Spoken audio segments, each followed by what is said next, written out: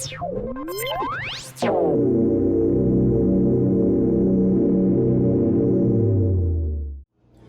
welcome back. Today we're going to talk a little bit about headaches, or at least the cycle of life, right?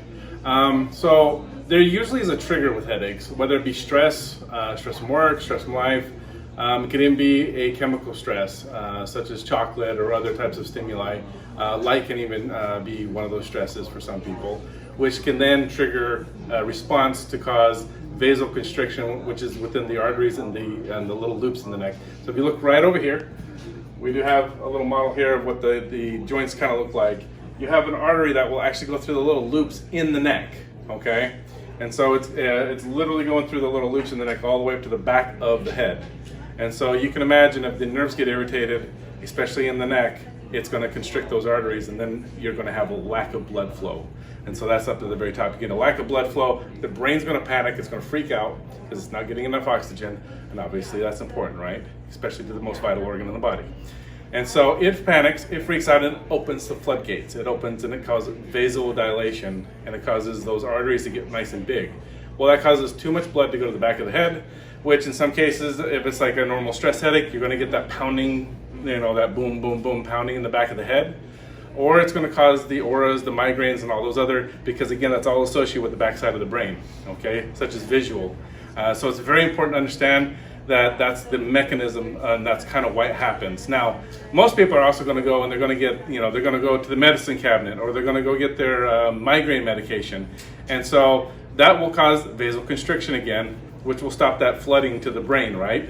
But unfortunately, if it doesn't break the cycle, it just continues right back into that same loop. And that's the biggest problem. So it's always better to try to do natural is best.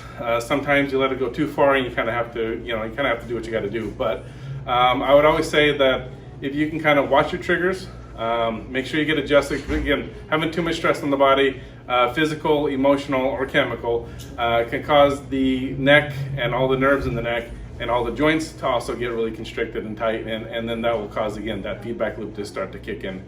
And so, that's kind of what we're looking at to kind of break the cycle, okay? Adjustments help out with that. It helps out with that blood flow to the brain.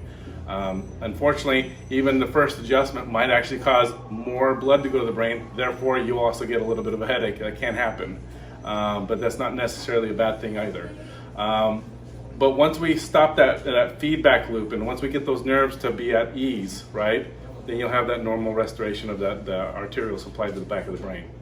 So, it's very important to understand what your triggers are. If you have migraines, you know kind of what those are, hopefully. And if you don't, you need to figure out what those are. But if you can do that, you're going to find that you're going to have less headaches, less migraines, especially if you're getting adjusted on the regular. Being adjusted frequently is kind of like going in for a pit stop. You just want to do that. We're always using our body, and I think we understand that we always need to maintain our car, but I don't think we really do that with our body.